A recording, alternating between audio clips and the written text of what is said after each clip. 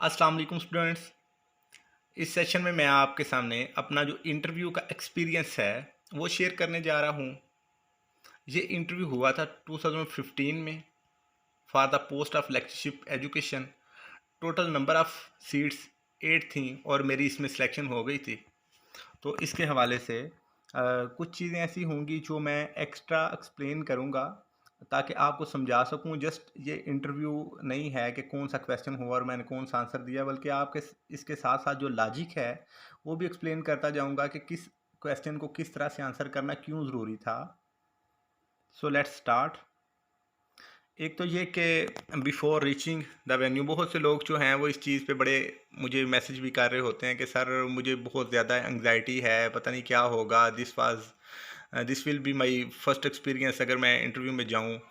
तो बेसिकली ये मैं आपको बता दूं कि कोई भी बंदा जो है वो ऐसा नहीं होता कि जिसको एंग्जाइटी ना हो।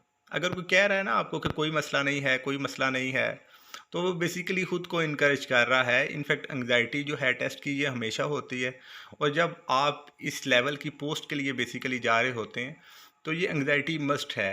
और मैं बिल्कुल हकीकत के साथ आपके सामने ना चीज़ें पेश करना चाहता हूँ कि मेरा क्या लेवल था, मैं किस तरह से चीज़ों को देखता था। तो एक तो मैंने कोशिश की कि एक दिन पहले पहुँच जाऊँ, क्योंकि मुझे थोड़ा सा एक्सपीरियंस था, पहले भी एक दो इंटरव्यू में अपीयर हुआ था। तो मुझे ये अंदाज़ा था कि 1 डे बिफ़ोर आपको ज़रूर पहुँचना चाहिए ताकि आप थोड़ा-सा रेस्ट कर लें। लेकिन उसका कुछ फ़ायदा भी होता है और कुछ नुकसान भी। फ़ायदा ये होता है कि आप थोड़ा-सा रिलैक्स हो जाते हैं कि मैं पहुँच गया हूँ। लेकिन नुकसान ये हुआ क्योंकि आप नए बेड पे, नई जगह पे जाके जब रेस्ट करते हैं तो आपके लिए बड़ा डिफ़िकल्ट होता है वहाँ पे एडजस्ट करना, और ऊपर से वो एंग्ज़ायटी भी इंटरव्यू की। तो मेरे लिए बड़ा डिफ़िकल्ट था। रात को बार-बार उठ जाता है बंदा और सोचता है कि अब ना शायद सुबह हो गई है, और बार-बार टाइम को देखना, और नींद भी इतनी जल्दी कोई नहीं आती। तो अगर आपके साथ कभी ऐसा हो तो आपने इस चीज़ पे प्रेशर फ़ील नहीं करना।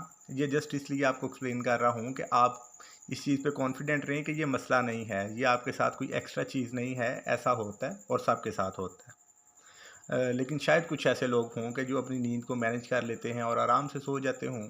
तो ये बेसिकली जो बात है ये उन लोगों के लिए है जिनको जल्दी नींद नहीं आती।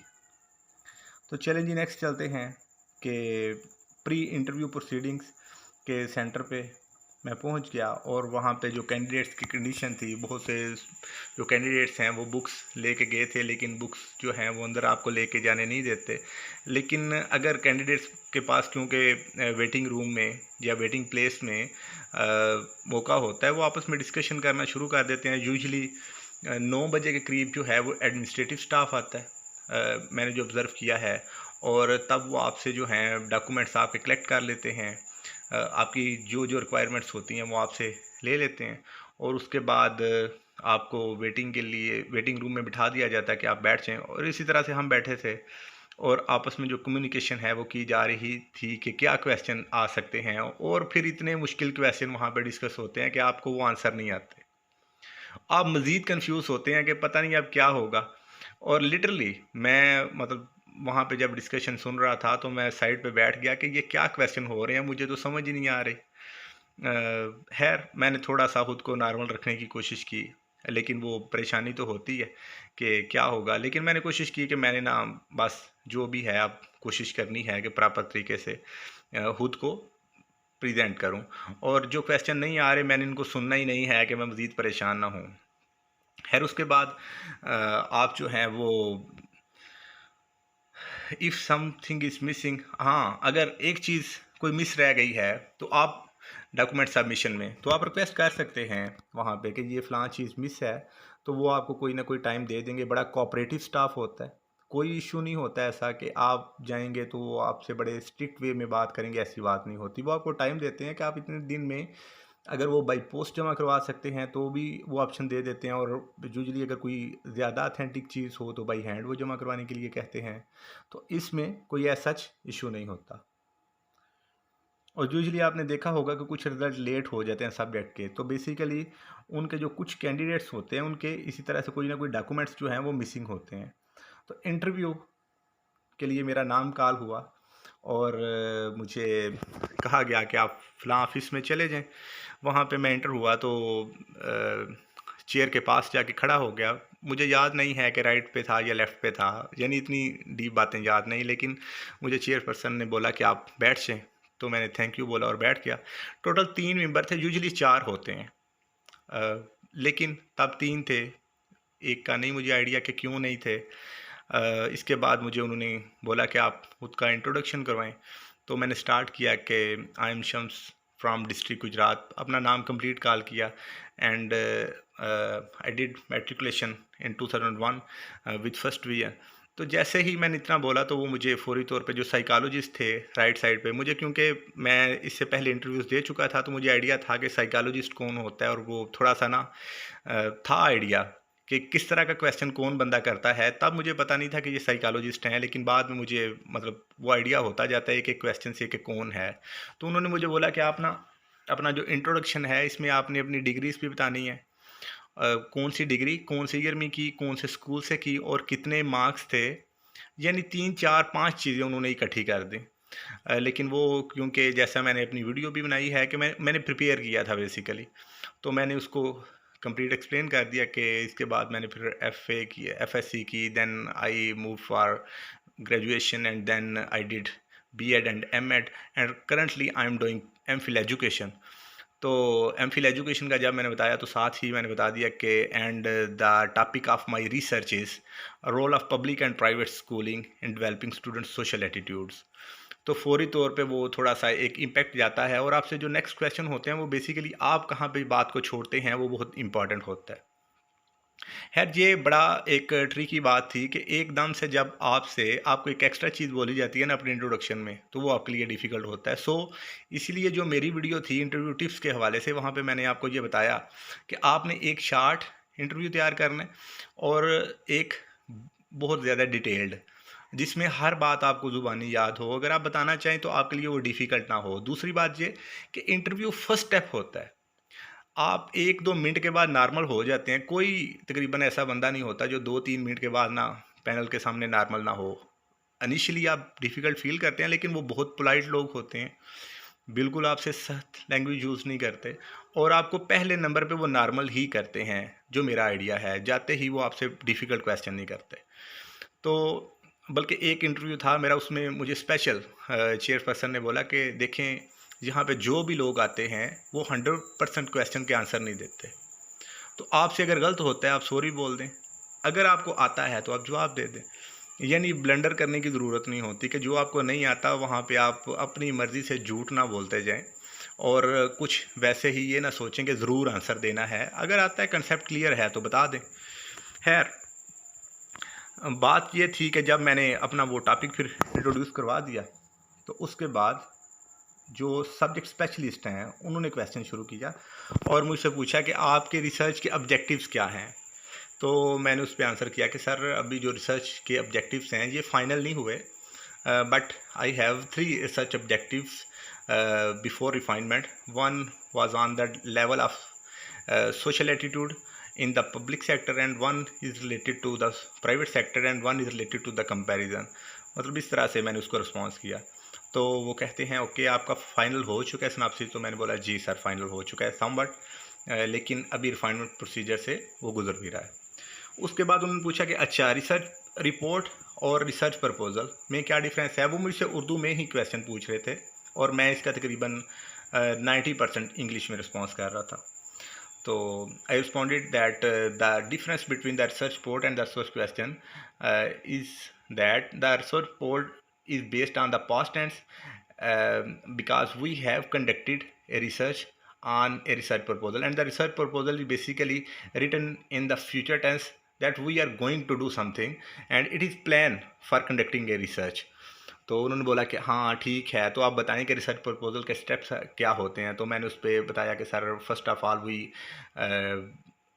clarify the research topic and then we decide the research methodology, and then we move for the population, then for the sampling technique, then for the data analysis technique, and then for the results। and जब मैंने results बोला तो साथ ही मैंने बोला sorry sir यहाँ तक, क्योंकि रिजल्ट्स जब ऐड होंगे तो ये जो है आपकी बेसिकली रिसर्च रिपोर्ट बन जाती है।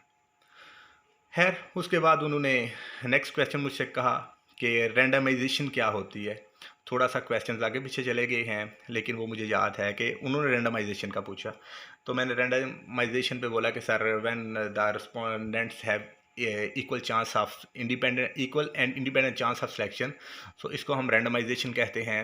तो वो कहते हैं नहीं। तो एकदम से मैंने इस पर रिस्पॉन्स किया, जी sir there is another type of randomization when we approach for the random assignment of treatment. तो जैसे एक्सपेरिमेंटल कंट्रोल ग्रुप में होता है। तो खैर वो इतने ज़्यादा इस क्वेश्चन के आंसर से मेरे जस्टिफाई नहीं हुए। नेक्स्ट क्वेश्चन था कि आपके नज़दीक एजुकेशन क्या है, आप एजुकेशन को क्या समझते हैं, एजुकेशन को आपका क्या कॉन्सेप्ट है। इससे मुराद ये नहीं थी कि मैंने एजुकेशन की डेफिनेशन सुनानी है, लेकिन शुरू मैंने इसको इसी तरह से किया कि according to John Dewey, education is a process through which individuals positively develop their abilities to become a better member of the society. But to me, education is a process in which students learn knowledge, develop their attitudes, and construct their or improve their skills as well. Basically, मतलब मैंने base तो definition को बनाया, लेकिन साथ जो अपना एक कॉन्सेप्ट था उसको भी एक्सप्लेन कर दिया। इसके बाद वो मुझे कहते हैं कि आप टीचिंग को फिर क्या डिफ़ाइन करेंगे। सो मैंने इस पर रिस्पॉन्स दिया कि sir there are many definitions of teaching, but to me teaching is a process in which an experienced member of the society transfer his knowledge, attitude and skills to the new generation or an inexperienced person. So basically वही था कि education जो है वो transfer करे एक experience person inexperience person को। तो इसके बाद वो मुझे कहते हैं कि ओके आप रिसर्च को डिफ़ाइन कर दें। सो मैंने LRG की जो डेफिनेशन थी रिसर्च की वो एक्सप्लेन की। इसके बाद जो क्वेश्चन थे वो साइकोलॉजिस्ट ने मुझसे पूछे, और वो बड़े ट्रिकी थे और बड़े डिफ़िकल्ट थे मेरे लिए मैनेज करने। बिकॉज मेरी सेकंड डिवीजन्स थी मास्टर्स तक और एक फ़र्स्ट डिवीज़न थी। तो मुझे फौरी तौर पे जो है फ़र्स्ट साइकोलॉजिस्ट ने जो बात की, वो उन्होंने मुझसे पूछा कि आपकी 3 सेकंड डिवीज़न हैं और स्पेशल ऐसे नोट करके। तो मैंने बोला जी सर। तो उसके बाद वो फौरी तौर पे उन्होंने चेयरमैन और चेयरपर्सन और जो मेंबर थे सब्जेक्ट स्पेशलिस्ट, उनको भी इन्होंने नोटिफाई करवाया कि इनकी 3 सेकंड डिवीज़न हैं।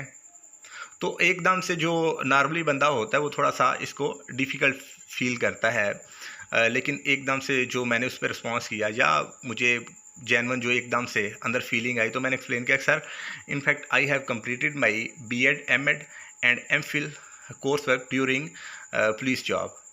तो वो मुझे कहते हैं ओके। तो जो चेयरपर्सन थे फौरी तौर पे मुझे कहते हैं कि अब आपने जो है यहाँ पे आके वो वाले काम नहीं करने, अब टीचिंग करनी है। मुझे किसी हद तक ना उस बात से बड़ा हौसला हुआ और मुझे फ़ील हुआ कि अब मुझे इशू नहीं है। तो इसके बाद वो मुझे कहते हैं ओके अगर आपको उसी कॉलेज में पढ़ाने का मौका मिले जहाँ पे आप पहले टीच करते रहे हैं, तो आप कैसा बेसिकली फ़ील करेंगे, वहाँ पे क्या प्रॉब्लम्स हैं, कुछ प्रॉब्लम्स बता दें हमें। तो मैंने फौरी तौर पे उससे जवाब दिया कि sir in fact I shall feel a great pleasure to teach there because there are my teachers and it is very much honourable for me to work with them, and the college is no sub campus of University of Gujarat and many new courses are already advertised there, so it is a pleasure for me to teach there. वो फिर मुझे कहते हैं कि उर्दू में कि नहीं कोई तो प्रॉब्लम्स होंगी, अब कुछ तो प्रॉब्लम्स बताएं। सो आई रिस्पॉन्डेड कि sir there is no problem at the moment but when I was student.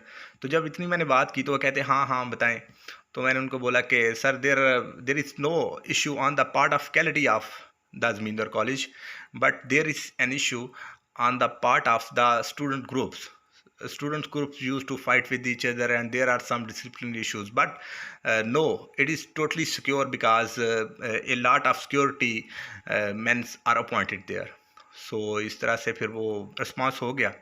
इसके बाद वो मुझे कहते हैं अच्छा 3 लेवल होते हैं एजुकेशन के, एक प्राइमरी है और एक सेकेंडरी है। तो इस तरह से जब उन्होंने बोला तो एकदम से मतलब मेरे मुंह से कुछ अल्फाज अदा हुए कि सर नहीं, according to 1979 policy no it is 3 tier system and the first level is elementary education containing 2 levels that is primary and middle education.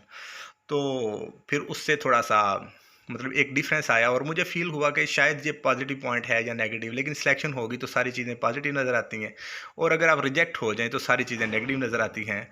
तो वो मुझे कहते हैं ओके, तो आपके नज़दीक एलिमेंट्री एजुकेशन बेहतर है, सेकेंडरी एजुकेशन ज़्यादा इंपॉर्टेंट है या हायर एजुकेशन? अब ये मेरे लिए बड़ा टफ टाइम था because I was teaching in A primary school और मैं खुद मतलब जो है वो ईएससी साइंस मैथ था। सो मेरे लिए एक डिफ़िकल्ट क्वेश्चन था कि अगर मैं ये बोलता हूँ कि मैं प्राइमरी पे मतलब ज़्यादा इम्पोर्टेंट है या एलिमेंट्री ज़्यादा इम्पोर्टेंट है और सेकेंडरी नहीं है और मैं पढ़ाने जा रहा हूँ सेकेंडरी या हायर में, सो इट्स डिफ़िकल्ट। लेकिन कहीं पे आपकी जो है वो पॉजिटिव थिंकिंग को नोट किया जा रहा होता है और कहीं आपकी ऑनेस्टी को। सो मुझे ये लगता है कि जब मैंने ये रिस्पॉन्स किया कि sir all the levels are important at their own place but elementary education is most important because this is the foundation stage. तो इसके बाद उन्होंने बोला ओके जी आप जा सकते हैं, थैंक यू वेरी मच।